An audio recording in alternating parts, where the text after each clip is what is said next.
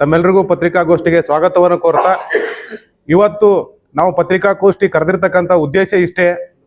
ನೀವೆಲ್ಲರೂ ಗಮನಿಸಿದ್ದೀರಿ, ವಿಜಯಪುರ ಜಿಲ್ಲೆಯಲ್ಲಿ 107 ದಿನಗಳ ಕಾಲ ಸುದೀರ್ಘವಾಗಿ ಶಾಂತಿಯುತವಾಗಿ ನಡೆದಿರ್ತಕ್ಕಂತಹ ಸರ್ಕಾರಿ ವೈದ್ಯಕೀಯ ಕಾಲೇಜು ಹೋರಾಟವನ್ನ ಈಗಾಗಲೇ ತಮ್ಮ ಕಣ್ಣು ಮುಂದೆ ನಡೆದಿರ್ತಕ್ಕಂಥ ಹಲವಾರು ಘಟನೆಗಳಿಂದ ಆ ಹೋರಾಟ ಹತ್ತಿಕ್ಕುವ ಪ್ರಯತ್ನ ನಡೀತಾ ಇದೆ ವಿಜಯಪುರ ಜಿಲ್ಲೆಯಲ್ಲಿ. ಅದನ್ನು ನಾವು ಖಂಡಿಸ್ತಾ ನಮ್ಮ ಹಿರಿಯ ಹೋರಾಟಗಾರರು, ಹಿರಿಯ ಪತ್ರಕರ್ತರು ಅನಿಲ್ ಹೊಸ್ಮನಿ ಅವರು, ಶೋಷಿತ ಸಮುದಾಯಗಳ ನಾಯಕರು ಕೂಡ, ಜಿಲ್ಲೆಯ ನಾಯಕರು ಕೂಡ ಹೌದು. ವಯೋಮಾನದಲ್ಲಿ 75-80 ವರ್ಷದ ಒಬ್ಬ ವಯೋವೃದ್ಧ, ಒಬ್ಬ ಮುಸ್ತದ್ದಿ ಅವ್ರನ್ನ ಬಂಧಿಸಿರ್ತಕ್ಕಂಥದ್ದು ನಾವೆಲ್ಲ ಖಂಡಿಸ್ತೇವೆ. ಯಾಕೆ ಬಂಧಿಸಿರ್ತಕ್ಕಂಥದ್ದು ಖಂಡಿಸ್ತೇವಪ್ಪ ಅಂತಂದ್ರೆ, ಅವರ ಜೀವಮಾನದುದ್ದಕ್ಕೂ ಜಿಲ್ಲೆಗೆ ಒಳಿತನ್ನೇ ಬಯಸಿರ್ತಕ್ಕಂಥವ್ರು, ಯಾವುದೇ ಕಾಂಟ್ರವರ್ಸಿಗೆ ಹೋಗದೆ ತಾವೆಲ್ಲ ಒಳ್ಳೆ ಸಮಾಜಮುಖಿ ಚಿಂತನೆ ಮೂಲಕ ಜಿಲ್ಲೆಗೆ ಒಳಿತನ್ನು ಬಯಸಿರ್ತಕ್ಕಂಥ ಅನಿಲ್ ಹೊಸ್ಮನಿ ಅವರನ್ನ ಅಮಾನುಷ್ಯವಾಗಿ ಪೊಲೀಸರು ಎತ್ತಾಕೊಂಡು ಹೋಗಿ ಅವ್ರನ್ನ ಬಂಧಿಸಿರ್ತಕ್ಕಂಥದ್ದನ್ನ ನಾವು ಖಂಡಿಸ್ತೇವೆ. ಕೂಡಲೇ ಅವ್ರನ್ನ ಬಿಡುಗಡೆ ಮಾಡಬೇಕು, ಬೇಷರತ್ತಾಗಿ ಬಿಡುಗಡೆ ಮಾಡಬೇಕು ಅಂತಕ್ಕಂಥ ಒತ್ತಾಯದೊಂದಿಗೆ, ಒಂದು ವೇಳೆ ಒತ್ತಾಯ ಮಾಡದಿದ್ರೆ ಶೋಷಿತ ಸಮುದಾಯಗಳು, ದಲಿತ ಸಮುದಾಯಗಳಿಗೆ ಭಯಂಕರ ನೋವಾಗಿದೆ. ಈ ನೋವು ಮುಂದಿನ ದಿನಮಾನದಲ್ಲಿ ಸಮಸ್ಯೆಗಳಿಗೆ ಕಾರಣವಾಗಬಹುದು ಅಂತಕ್ಕಂಥದ್ದು ನನ್ನ ಅಭಿಪ್ರಾಯವಾಗಿದೆ. ಬಂಧುಗಳೇ, ಈಗಾಗಲೇ ವೈದ್ಯಕೀಯ ಕಾಲೇಜಿಗೆ ಸಂಬಂಧಪಟ್ಟಂಗೆ ನಮ್ಮ ಉಸ್ತುವಾರಿ ಮಂತ್ರಿಗಳು ಒಂದು ಸಕಾರಾತ್ಮಕವಾಗಿರ್ತಕ್ಕಂಥ ಪ್ರತಿಕ್ರಿಯೆಯನ್ನು ಕೊಟ್ಟಿದ್ದಾರೆ. ನಾವು ಅದನ್ನು ಸ್ವಾಗತಿಸ್ತೇವೆ. ಆದರೆ ಕೆಲವು ಅಚಾತುರ್ಯದಿಂದ ನಡೆದಿರ್ತಕ್ಕಂಥ ಘಟನೆಯನ್ನಿಟ್ಟುಕೊಂಡು ಆ ಹೋರಾಟದ ಒಂದು ಟೆಂಟನ್ನೇ ರಾತ್ರೋರಾತ್ರಿ ಕಿತ್ತೊಗೆದಿರ್ತಕ್ಕಂಥದ್ದು ಅತ್ಯಂತ ಅಮಾನುಷ್ಯ. ಕೂಡಲೇ ಆ ಜಾಗದಲ್ಲಿ ಟೆಂಟನ್ನು ಹಾಕಿಕೊಡಬೇಕು ಜಿಲ್ಲಾ ಆಡಳಿತ. ಆ ಹೋರಾಟವನ್ನು ನಡೆಸಲಿಕ್ಕೆ ಅವಕಾಶ ಮಾಡಿಕೊಡಬೇಕು. ಮತ್ತೆ ಮುಖ್ಯಮಂತ್ರಿಗಳು 9ನೇ ತಾರೀಕಿಗೆ ಬರ್ತಾ ಇದ್ದಾರೆ. ಬರುವ ಸಂದರ್ಭದಲ್ಲಿ ಬರುವುದಕ್ಕಿಂತ ಮುಂಚೆ ಒಂದು ಸ್ಪಷ್ಟ ನಿಲುವಿಗೆ ಜಿಲ್ಲಾಡಳಿತ ಬರಬೇಕು. ನಾವು ವೈದ್ಯಕೀಯ ಕಾಲೇಜು ಸ್ಥಾಪಿಸ್ತೇವೆ ಅಥವಾ ವೈದ್ಯಕೀಯ ಕಾಲೇಜು ಸ್ಥಾಪನಾ ನಿಟ್ಟಿನಲ್ಲಿ ನಡೆದಿರ್ತಕ್ಕಂಥ ಡೆವಲಪ್ಮೆಂಟ್ಗಳನ್ನು ಕೂಡ ಜಿಲ್ಲೆಯ ಜನರ ಮುಂದೆ ಇಡಬೇಕು. ಒಂದು ವೇಳೆ ಅದೇನಾದ್ರೂ ಸಮಸ್ಯೆ ಆದ್ರೆ ಜಿಲ್ಲೆಯ ಜನಪ್ರತಿನಿಧಿಗಳೇ ಹೊಣೆಗಾರರಾಗಿರ್ತಾರೆ. ಯಾಕಂತ ಕೇಳಿದ್ರೆ, ಆ ಸಂದರ್ಭದಲ್ಲಿ ಮುಖ್ಯಮಂತ್ರಿಗಳಿಗೆ ಮುಜುಗರ ಆಗುವ ರೀತಿಯಲ್ಲಿ ಏನಾದ್ರೂ ಘಟನೆಗಳು ನಡೆದ್ರೆ ಅಥವಾ ಯಾರಾದ್ರೂ ಸಾರ್ವಜನಿಕರಿಂದ ಸಮಸ್ಯೆಗಳಾದ್ರೆ, ಯಾಕಂದ್ರೆ ಇದೊಂದು ಸಾರ್ವಜನಿಕ ಹೋರಾಟ. ಸಾರ್ವಜನಿಕ ಹೋರಾಟದಲ್ಲಿ ಸಾರ್ವಜನಿಕರೇ ಮುಂದೆ ನಡೆಸಿರ್ತಕ್ಕಂಥ 106 ದಿನಗಳ ಹೋರಾಟವನ್ನ ಏಕಾಏಕಿ ಒಂದು ರಾತ್ರೋರಾತ್ರಿ ಆ ಸಂದರ್ಭದಲ್ಲಿ ಆಗಿರ್ತಕ್ಕಂಥ ಆ ಪ್ರತಿಭಟನಾ ಸಂದರ್ಭದಲ್ಲಿ ನಮ್ಮ ಸ್ವಾಮೀಜಿಗಳು ಅವ್ರೇನೋ ಒಂದು ಅಚಾತುರ್ಯದಿಂದ ನಡೆದಿದೆ ಘಟನೆ, ಆ ಘಟನೆಯ ಕಾರಣಕ್ಕಾಗಿ ಅವ್ರನ್ನ ಬಂಧಿಸಿದ್ದೀರಿ, ಅವ್ರ ಮೇಲೆ ಕ್ರಮ ಕೈಗೊಂಡಿದ್ದೀರಿ. ನಾವು ಅದಕ್ಕೆ ಯಾವುದೇ ತರಹದ ಆಕ್ಷೇಪವನ್ನು ವ್ಯಕ್ತಪಡಿಸಲ್ಲ. ಆದ್ರೆ ಅದು ಬಂಧಿಸಿರ್ತಕ್ಕಂಥ ಹಿಂದೆ ಏನಿದೆ ಅಂತಕ್ಕಂಥದ್ದು ತನಿಖೆ ಆಗ್ಲಿ. ಆದ್ರೆ ಏನೂ ಇಲ್ಲದೆ ಇರತಕ್ಕಂಥ ಒಂದು ನಿರಪರಾಧಿಗಳನ್ನ, ವಯೋವೃದ್ಧರನ್ನ, ಜಿಲ್ಲೆಯ ಪ್ರಗತಿಪರ ಹೋರಾಟಗಾರರನ್ನ ಬಂಧಿಸಿ ನೀವು ಜೈಲಿನಲ್ಲಿ ಹಾಕಿರ್ತಕ್ಕಂಥದ್ದು ಜಿಲ್ಲೆಯ ಜನರಿಗೆ, ಹೋರಾಟಗಾರರಿಗೆ ಅತ್ಯಂತ ನೋವಾಗಿದೆ. ಜಿಲ್ಲೆಯ ಜನರು ನಿಮ್ಮನ್ನು ಮುಂದೆ ನಾಚಿಕೆ ಪಡುವ ರೀತಿಯಲ್ಲಿ ಆಗಿದೆ. ಇಡೀ ರಾಜ್ಯದ ಮುಂದೆ ನಾಚಿಕೆ ಪಡುವ ರೀತಿಯಾಗಿದೆ. ಕೂಡಲೇ ಅವ್ರನ್ನ ಬಿಡುಗಡೆ ಮಾಡೋದ್ರ ಮುಖಾಂತರ ಜನಪರ ಹೋರಾಟಗಳಿಗೆ ಗೌರವಿಸುವಂತ ಕೆಲಸವನ್ನ ಜಿಲ್ಲಾಡಳಿತ ಮಾಡಬೇಕು ಅಂತಕ್ಕಂಥದ್ದು ನನ್ನ ಆಗ್ರಹವಾಗಿದೆ. ಅದೇ ರೀತಿ ಮಾನ್ಯ ಶಿವಾನಂದ ಪಾಟೀಲ್ರು ಇಷ್ಟೆಲ್ಲ ಘಟನೆಗಳು ನಡೀತಾ ಇದ್ರು ಕೂಡ ಸುಮ್ಮನೆ ಕೂತ್ಕೊಂಡಿರ್ತಕ್ಕಂಥದ್ದು ಅತ್ಯಂತ ಖಂಡನೀಯ. ಯಾಕಂತ ಕೇಳಿದ್ರೆ, ನೀವು ಹಾವೇರಿ ಉಸ್ತುವಾರಿ ಮಿನಿಸ್ಟರ್ ಆಗಿದ್ದೀರಿ. ಹಾವೇರಿಯಲ್ಲಿ ಏನಪ್ಪಾ ಅಂತಂದ್ರೆ ಒಂದು ವೈದ್ಯಕೀಯ ಕಾಲೇಜನ್ನು ಉದ್ಘಾಟನೆ ಮಾಡ್ತಾ ಇದ್ದೀರಿ. ಆ ಮುತುವರ್ಜಿಯನ್ನ ಯಾಕೆ ವಿಜಯಪುರ ಜಿಲ್ಲೆಯ ಜನರಿಗಾಗಿ ನೀವು ವಹಿಸಬಾರದು, ಜಿಲ್ಲೆಯ ಜನರಿಗಾಗಿ ನೀವು ಮಾತಾಡಬಾರದು ಅಂತಕ್ಕಂಥದ್ದು ಕೂಡ ನಮ್ಮ ಆಗ್ರಹ ಆಗಿದೆ.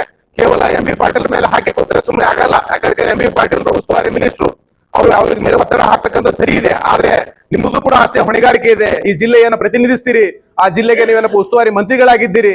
ಆದ್ರೆ ಅದೇ ರೀತಿ ನೀವು ಕೂಡ ಒತ್ತಡ ಹಾಕಿ, ಮುಖ್ಯಮಂತ್ರಿಗಳ ಮೇಲೆ ಒತ್ತಡ ಹಾಕಿ ಜನ ಹೋರಾಟವನ್ನ ಯಾರು ಹತ್ತಿಕ್ಕಿದ್ದಾರೋ ಅವ್ರ ಮೇಲೆ ಕ್ರಮ ಕೈಗೊಳ್ಳುವ ನಿಟ್ಟಿನಲ್ಲಿ ಒಂದು ಹೇಳಿಕೆ ಕೂಡ ಬರ್ತಾ ಇಲ್ಲ.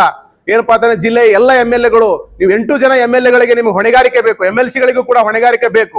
ಏನಪ್ಪಾ ಅಂತಂದ್ರೆ, ಇದು ಕೇವಲ ಹೋರಾಟಗಾರರ ಕೆಲಸ ಅಲ್ಲ. ವಿಜಯಪುರ ಜಿಲ್ಲೆಯಲ್ಲಿ ನೀವು ನೋಡ್ತಾ ಇದ್ದೀರಿ, 371 ಜೆಗೆ ಬಂದಿದ್ರೆ ಇಷ್ಟೆಲ್ಲ ಅಭಿವೃದ್ಧಿಗಳಾಗ್ತಾ ಇತ್ತು. ಆ ಸಂದರ್ಭದಲ್ಲಿಯೂ ಕೂಡ ಜನಪ್ರತಿನಿಧಿಗಳು ಧ್ವನಿ ಎತ್ತಿಲ್ಲ. ಧ್ವನಿ ಎತ್ತದ ಕಾರಣಕ್ಕಾಗಿ ಇಡೀ ಜಿಲ್ಲೆಯ ಜನರ ಉದ್ಯೋಗಕ್ಕೆ ಕುತ್ತು ಬಿತ್ತು, ಒಂದು ಅಭಿವೃದ್ಧಿಗೆ ಏನಪ್ಪಾ ಅಂತ ಹಿನ್ನಡೆ ಆಯ್ತು. ಅದೇ ರೀತಿ ಒಂದೇನಪ್ಪ ಹೈಕೋರ್ಟ್ ಸಂದರ್ಭದಲ್ಲಿಯೂ ಕೂಡ ಹೋರಾಟದ ಸಂದರ್ಭದಲ್ಲಿ ಜನಪ್ರತಿನಿಧಿಗಳು ಮನಸ್ಸು ಮಾಡಲಿಲ್ಲ. ಯಾಕೆ ನಮ್ಮ ವಿಜಯಪುರ ಜಿಲ್ಲೆಯ ಜನಪ್ರತಿನಿಧಿಗಳು ಇಷ್ಟೊಂದು ಏನಪ್ಪಾ ಅಂತಂದ್ರೆ ಎಲ್ಲೋ ಹೋರಾಟದ ಮುಂದೆ ಪಡೆಯೋದು ಅಂತಂದ್ರೆ ಹೇಗೆ? ನೀವು ಏನಾದ್ರೂ ಮಾಡ್ಲಿಕ್ಕೆ ನಿಮ್ಮನ್ನ ಆರಿಸಿ ಕಳಿಸಿರ್ತಕ್ಕಂಥದ್ದು, ನಿಮ್ಮನ್ನ ಮಂತ್ರಿಗಳನ್ನು ಮಾಡಿರ್ತಕ್ಕಂಥದ್ದು ಜಿಲ್ಲೆಗೆ ನಾವು ಏನಪ್ಪಾ ಅಂತ ಉಸ್ತುವಾರಿ ಮಂತ್ರಿಗಳಿಗೆ ಆಗ್ರಹಿಸ್ತೀವಿ. ಏನಪ್ಪಾ ಅಂತಂದ್ರೆ, ನೀವು ನಮ್ಮ ಜಿಲ್ಲೆ ರಾಜ್ಯದ ಮುಖ್ಯಮಂತ್ರಿಗಳಾಗಬೇಕು, ನೀವು ರಾಜ್ಯಕ್ಕೆ ಏನಪ್ಪಾ ಅಂತ ಆಳ್ಬೇಕು. ಅದೇ ರೀತಿ ಜಿಲ್ಲೆಗೆ ಒಂದು ಕೊಡುಗೆಯನ್ನು ಕೊಟ್ಟು ಏನಪ್ಪಾ ಅಂತಂದ್ರೆ ನೀವು ಜಿಲ್ಲೆಯ ರಾಜ್ಯದ ಮುಖ್ಯಮಂತ್ರಿಗಳಾಗೋದನ್ನು ನಾವೆಲ್ಲರೂ ಕೂಡ ಖುಷಿಯಿಂದ ಸ್ವೀಕಾರ ಮಾಡ್ತೇವೆ. ಅದ ಕಾರಣಕ್ಕಾಗಿ ನೀವು ನಾಳೆ ಇಲ್ಲೇನಾದ್ರೂ ಮೆಡಿಕಲ್ ಕಾಲೇಜ್ ಆದ್ರೆ ಮೆಡಿಕಲ್ ಕಾಲೇಜಿಗೂ ಕೂಡ ನಿಮ್ಮ ಹೆಸರೇ ಇರ್ತದೆ. ನಿಮಗೆ ಏನಪ್ಪಾ ಅಂತ ಮೆಡಿಕಲ್ ಕಾಲೇಜ್ ಮಾಡಿರ್ತಕ್ಕಂಥ ಕೀರ್ತಿಯೂ ಕೂಡ ನಿಮಗೆ ಬರ್ತದೆ. ಆ ಕಾರಣಕ್ಕಾಗಿ ಅದನ್ನು ಕೂಡ ಕೀರ್ತಿ ನೀವೇ ತೆಗೆದುಕೊಳ್ಳಿ. ಆದ್ರೆ ಬಡ ಜನರಿಗೆ ಒಂದು ಏನಪ್ಪಾ ಮೆಡಿಕಲ್ ಕಾಲೇಜು, ಒಂದು ವೈದ್ಯಕೀಯ ಕಾಲೇಜನ್ನು ಪ್ರಾರಂಭಿಸಿ, ಸರ್ಕಾರಿ ವೈದ್ಯಕೀಯ ಕಾಲೇಜು ಅಂತಕ್ಕಂಥದ್ದು ನಮ್ಮ ಬೇಡಿಕೆ ಆಗಿದೆ. ಒಂದು ವೇಳೆ ಇದೇ ರೀತಿ ಮೊಂಡತನ ನೀವೇನಾದ್ರೂ ಮಾಡಿದ್ರೆ ಖಂಡಿತವಾಗ್ಲೂ ವಿಜಯಪುರ ಜಿಲ್ಲೆಯಲ್ಲಿ ಹಲವಾರು ಹೋರಾಟಗಳಿಗೆ ಇದು ನಾಂದಿ ಹಾಡ್ತದೆ. ಕೂಡಲೇ ಆಗಿರ್ತಕ್ಕಂಥ ಅಚಾತುರ್ಯವನ್ನ ತಪ್ಪಿಸ್ಬೇಕಪ್ಪ ಅಂತಂದ್ರೆ ಆ ಹೋರಾಟದ ಟೆಂಟ್ ಅನ್ನ ಕೂಡಲೇ ಅಲ್ಲಿ ಹಾಕಿ ಏನಪ್ಪಾ ಅಂತಂದ್ರೆ ಹೋರಾಟಗಾರರಿಗೆ ಗೌರವಿಸಬೇಕು, ಹೋರಾಟ ಮುನ್ನಡೆಸಲಿಕ್ಕೆ ಅವಕಾಶ ಮಾಡಿಕೊಡ್ಬೇಕು ಅಂತಕ್ಕಂಥದ್ದು ನಮ್ಮ ಆಗ್ರಹವಾಗಿದೆ. ರಾತ್ರಿ 12 ಗಂಟೆಗೆ ಅಲ್ಲಿ ಹೋರಾಟಗಾರರನ್ನ ಎಬ್ಬಿಸಿ ಅವೆಲ್ಲವನ್ನು ಮುನ್ಸಿಪಾಲಿಟಿಯಲ್ಲಿ ಉಗಿದಿರೋ, ಯಾವ ಚರಂಡಿಯಲ್ಲಿ ಉಗಿದಿರೋ ಗೊತ್ತಿಲ್ಲ, ಅಮೂಲ್ಯವಾಗಿರ್ತಕ್ಕಂಥ ಆಸ್ತಿಯಾಗಿರ್ತಕ್ಕಂಥ ಡಾಕ್ಯುಮೆಂಟ್ಗಳಿದ್ದು, 100 ದಿನದ ಹೋರಾಟದ ಏನಪ್ಪಾ ಅಂತಂದ್ರೆ ಪತ್ರಿಕಾ ಹೇಳಿಕೆಗಳಿತ್ತು, ಡಾಕ್ಯುಮೆಂಟ್ಸ್ ಇತ್ತು, ಅಲ್ಲಿ ಒಂದಿಷ್ಟು ಏನಪ್ಪಾ ಇಂಟೆಲೆಕ್ಚುಯಲ್ ಪ್ರಾಪರ್ಟಿ ಇತ್ತು, ಅದನ್ನೆಲ್ಲವೂ ಕಿತ್ಕೊಂಡು ಹೋಗಿದ್ದೀರಿ. ಅದು ಎಲ್ಲಿ ಹೋಗ್ದಿದ್ದೀರಿ ಅಂತಕ್ಕಂಥದ್ದು ಗೊತ್ತಿಲ್ಲ. ಕೂಡಲೇ ಜಿಲ್ಲಾಡಳಿತ ತಂದು ಅದನ್ನು ಕೊಡಬೇಕು. ಒಂದ್ ವೇಳೆ ಇದೇ ಮೊಂಡತನ ಮಾಡಿ ಹೋರಾಟವನ್ನು ಹತ್ತಿಕ್ಕಬಹುದು, ನಾವೆಲ್ಲ ದಬ್ಬಾಳಿಕೆ ಮಾಡಬಹುದು ಅಂತಕ್ಕಂಥದ್ದು ಏನಾದ್ರೂ ಇದ್ರೆ ಇದು ತಪ್ಪ ನಿರ್ಧಾರವನ್ನು ನೀವು ತೆಗೆದುಕೊಂಡಿದ್ದೀರಿ. ಜಿಲ್ಲೆಯಲ್ಲಿ ಹೋರಾಟಗಳಿರ್ಬೇಕು, ಜನಪರ ಹೋರಾಟಗಳಿದ್ದಾಗೆ ಮಾತ್ರ ಏನಪ್ಪಾ ಅಂತಂದ್ರೆ ಜಿಲ್ಲೆ ಅಭಿವೃದ್ಧಿ ಸಾಧ್ಯ ಇದೆ. ಯಾಕಂದ್ರೆ ಹೋರಾಟಗಳೇ ಇಲ್ಲ ಅಂತಂದ್ರೆ ಪ್ರಜಾಪ್ರಭುತ್ವ ಸತ್ತು ಹೋಗ್ತದೆ. ನೀವು ಹೋರಾಟವನ್ನು ಹತ್ತಿಕ್ತೀರಿ ಅಂತಂದ್ರೆ ಪ್ರಜಾಪ್ರಭುತ್ವ ಮೇಲೆ ದಾಳಿ ಮಾಡ್ತಾ ಇದ್ದೀರಿ ಅಂತ ಅರ್ಥ. ಕೂಡಲೇ ಏನಪ್ಪಾ ಎಚ್ಚೆತ್ತುಕೊಂಡು ನೀವು ನಮ್ಮ ಹಿರಿಯ ಹೋರಾಟಗಾರನ ಬಿಡುಗಡೆಗೊಳಿಸಬೇಕು. 9ನೇ ತಾರೀಕಿನ CM ಫಂಕ್ಷನ್ ಬರೋಕ್ಕಿಂತ ಮುಂಚೆ ಒಂದು ಸ್ಪಷ್ಟಪಡಿಸಬೇಕು ನೀವು ಯಾವ ಕೆಲಸವನ್ನು ಮಾಡ್ಲಿಕ್ಕೆ ಹೊರಟಿದ್ದೀರಿ ಅಂತಕ್ಕಂಥದ್ದು. ಅದೇ ರೀತಿ CM ಅವ್ರ ಜೊತೆಲೆ ಮಾತನಾಡ್ಲಿಕ್ಕೆ ಒಂದು ನಿಯೋಗ ನೀವು ಒಯ್ತೀನಿ ಅಂತ ಹೇಳಿದ್ರಿ. ಯಾರನ್ನ ಒಯ್ತೀರಿ? ಜೈಲಿಂದ ಒಯ್ತೀರಿ ಏನು? ಜೈಲಿಂದ ಕರ್ಕೊಂಡು ಬಂದು ಬಿಡುಗಡೆ ಮಾಡಿ ಒಯ್ತೀರಿ ಏನು? ಯಾರನ್ನ ಕರ್ಕೊಂಡು ಹೋಗ್ತೀರಿ ನೀವೀಗ? ನಿಯೋಗ ಜೈಲಿನಲ್ಲಿ ಕುಳಿತು ಅವ್ರನ್ನೆಲ್ಲ ಹಾಕಿಬಿಟ್ಟಿದ್ದೀರಿ. ಅದಕ್ಕೆ ಕೂಡಲೇ ಏನಪ್ಪಾ ಅಂತಂದ್ರೆ ಅವ್ರನ್ನ ಜೈಲಿನಿಂದ ಬಿಡುಗಡೆಗೊಳಿಸಿ ಅವ್ರನ್ನೇ ನೀವು ನಿಯೋಗದ ರೀತಿಯಲ್ಲಿ ಕರ್ಕೊಂಡು ಹೋಗ್ಬೇಕು, ನಿಮಗೆ ಬದ್ಧತೆ ಇದ್ರೆ ಅಂತಕ್ಕಂಥದ್ದು ನನ್ನ ಆಗ್ರಹವಾಗಿದೆ. ಅದೇ ರೀತಿ ಇಲ್ಲಿ ಇರ್ತಕ್ಕಂಥ ನಾಡಗೌಡರಾಗಿರ್ಬೋದು, ನಮ್ಮ ಶಿವಾನಂದ ಪಾಟೀಲ್ರಾಗಿರ್ಬೋದು, ಕೇವಲ MB ಪಾಟೀಲ್ ಕಡೆ ಮಾತ್ರ ಬಟ್ಟ ಮಾಡೋದಲ್ಲ, ನಿಮ್ದು ಕೂಡ ಜವಾಬ್ದಾರಿ ಇದೆ. ನೀವು ಜವಾಬ್ದಾರಿಯಿಂದ ನುಣಿಸ್ಕೊಂಡ್ರೆ ಸಾಧ್ಯ ಇಲ್ಲ. ನೀವು ಕೂಡ ಇದರಲ್ಲಿ ಪಾಲ್ಗೊಳ್ಬೇಕು. CM ಅವ್ರು ಬಂದಾಗ ಮನವರಿಕೆ ಮಾಡಿಕೊಡ್ಬೇಕು. ವಿಜಯಪುರ ಜಿಲ್ಲೆ ಎಷ್ಟೆಲ್ಲ ಹಿಂದುಳಿಲಿಕ್ಕೆ ಯಾರು ಕಾರಣ? ನೀವೇ ಕಾರಣ. ಯಾಕಂತ ಕೇಳಿದ್ರೆ ಇಲ್ಲಿ ಯಾರೋ ಜನಸಾಮಾನ್ಯರು ಮುಖ್ಯಮಂತ್ರಿನೂ ಆಗಿಲ್ಲ, ಜನಸಾಮಾನ್ಯರು MLA ಕೂಡ ಆಗಿಲ್ಲ. ಯಾರಾಗಿದ್ದೀರಪ್ಪ ಅಂತ ನೀವೇ ಆಗಿದ್ದೀರಿ. ಸುಮಾರು 20-30 ವರ್ಷಗಳ ಕಾಲ ಜಿಲ್ಲೆಯನ್ನು ಆಳಿದ್ದೀರಿ. ಈ ಹಿನ್ನಡೆಗೂ ನೀವೇ ಕಾರಣ, ಅಭಿವೃದ್ಧಿ ಆಗೋದಕ್ಕೂ ನೀವೇ ಕಾರಣ.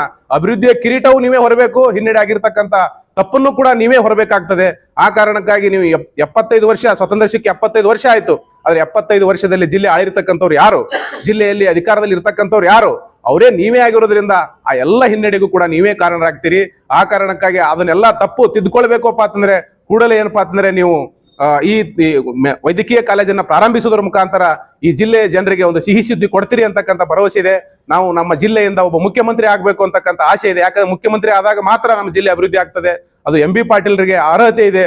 MB ಪಾಟೀಲ್ ಸಾಹೇಬರು ಕೂಡಲೇ ಏನಪ್ಪಾ ಅಂತಂದ್ರೆ ತಾವು ಈ ವೈದ್ಯಕೀಯ ಕಾಲೇಜನ್ನ ಪ್ರಾರಂಭಿಸಿ ಆ ವೈದ್ಯಕೀಯ ಕಾಲೇಜಿನ ಒಂದು ಏನಪ್ಪಾ ಅಂತ ವಿಜಯೋತ್ಸವದಲ್ಲಿ ನಾವೆಲ್ಲರೂ ಕೂಡ ಖುಷಿ ವ್ಯಕ್ತಪಡಿಸೋಣ, ಎಲ್ಲರೂ ಕೂಡ ಪಾಲ್ಗೊಳ್ಳೋಣ. ಅದೇ ರೀತಿ ಶಿವಾನಂದ ಪಾಟೀಲ್ರೆ, ನೀವು ಕೇವಲ ಸೈಡ್ ಲೈನ್ಗೆ ಹೋಗದೆ ನೀವು ಕೂಡ ಬಂದು ಈ ಹೋರಾಟವನ್ನ ಕಟ್ಟಲಿಕ್ಕೆ ತಾವೆಲ್ಲರೂ ಕೂಡ ಕೈ ಜೋಡಿಸಬೇಕು. ನೀವೆಲ್ಲರೂ ಕೂಡ ಈ ವೈದ್ಯಕೀಯ ಕಾಲೇಜ್ ಸ್ಥಾಪನೆಗೆ ತಾವು ಕಾರಣೀಕರ್ತರಾಗಬೇಕು ಅಂತಕ್ಕಂಥ ಒಂದು ಆಗ್ರಹವನ್ನು ಮಾಡ್ತಾ ಇದ್ದೇವೆ. 9ನೇ ತಾರೀಕಿನ ಒಳಗಡೆ ನೀವೇನಾದ್ರು ನಿರ್ಣಯ ತೆಗೆದುಕೊಳ್ಳದೇ ಇದ್ರೆ ಮುಂದಾಗ್ತಕ್ಕಂಥ ಸಮಸ್ಯೆಗಳಿಗೆ ಜಿಲ್ಲೆಯ ಜನರನ್ನ ಹೊಣೆಗಾರನಾಗಿ ಮಾಡಬೇಡಿ ಅಂತಕ್ಕಂಥದ್ದು ನಮ್ಮ ಆಗ್ರಹವಾಗಿದೆ.